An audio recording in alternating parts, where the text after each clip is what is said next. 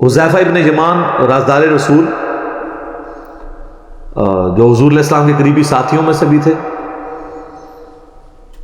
ان کے سامنے چند تابعین نے کہا کہ حضرت کتنے آپ خوش نصیب ہیں، حضور کا آپ نے دور پایا ہے، کاش ہم بھی اس زمانے میں ہوتے تو جس طرح آپ نے حضور کے ساتھ جنگیں کیں، آپ کے ساتھ مل کے آپ نے دین کا کام کیا، ہم بھی کرتے۔ تو حضرت حذیفہ نے کہا یہ اتنا آسان کام نہیں ہے، اس طرح کے دعوے نہ کرو، آج یہ بات کرنا آسان ہے نا۔ تو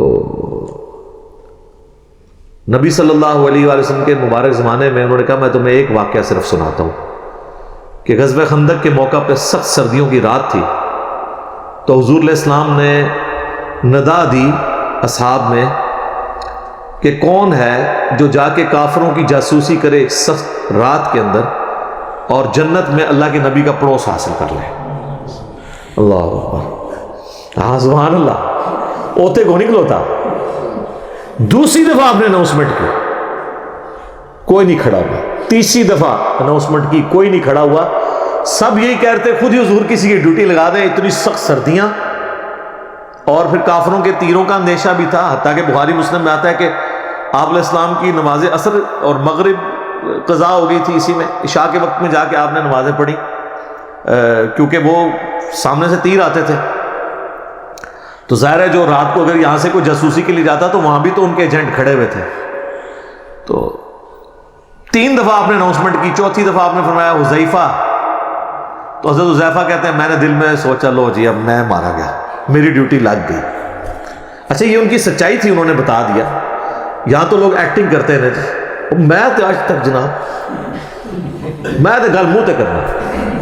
آج تک کسی بندے نے سنا ہے جو جھوٹے سے جھوٹے بھی وہ کہہ ہوئے کہ میں پیچھے گل کرنا،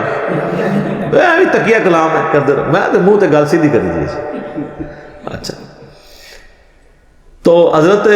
حذیفہ کہتے ہیں کہ حضور نے جب بلایا تو مجھے کہا جاؤ،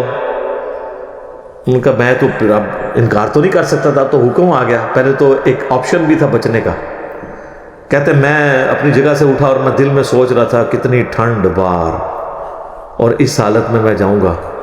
کہتے ہیں اللہ کی قسم جب میں اپنی جگہ سے اٹھا مجھے یوں لگا مجھے کسی نے نا کوئی کمبل اڑا دیا ہے، نہ نظر آنے والا،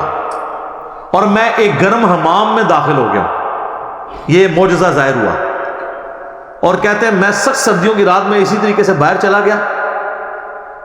جا کے میں نے جاسوسی کی، اور کہتے ہیں کہ ایک لمحہ آیا کہ ابو سفیان میرے ایک تیر کے نشانے پہ تھا، تو میں نے کوشش کی کہ میں اس کو ادھر ہی مار دوں، لیکن مجھے حضور کی بات یاد آئی، آپ نے بھیجتے وقت کہا تھا کہ دیکھنا کسی پہ تیر نہیں چلانا، کو نو ماز نہ کھول کے آ جائے، ایک کام نہ کریں۔ تو کہتے ہیں پھر میں رک گیا، ابھی حضور نے منع کیا۔ ظاہر ہے پھر رات کو جنگ چھڑ جاتی، پھر ایک نیا، ظاہر ہے یہ دیکھیں ڈسپلن تو نہیں لوز کرنا نا، جو لیڈر ہے اس کے اس مشورے کو لے کے چلنا ہوتا ہے جس طرح وہ کہتا ہے۔ کہتے ہیں میں خیر واپس آیا، کہتے ہیں جیسے میں حضور کی مجلس میں داخل ہوا تو یہ تھرو آؤٹ ایک نہ نظر آنے والا ایک گرمائش والا کمبل جو نظر نہیں آ رہا تھا، جس سے مجھے ٹھنڈ نہیں لگ رہی تھی، جیسے میں اپنا وہ کام پورا کر کے حضور کو آ کے پوری مخبری کی کہ یہ اس وقت وہ تیر کمان رات کو بیٹھ کے تیز کر رہے ہیں، اتنے لوگ ہیں، اتنے یہ ہیں، آگے حضور صلی اللہ علیہ وسلم کو خبر دی، تو جیسے ہی میں فارغ ہوا تو مجھے پھر ٹھنڈ لگنا شروع ہو گئی، تو حضور علیہ السلام نے اپنی مبارک چادر مجھے اڑا دی۔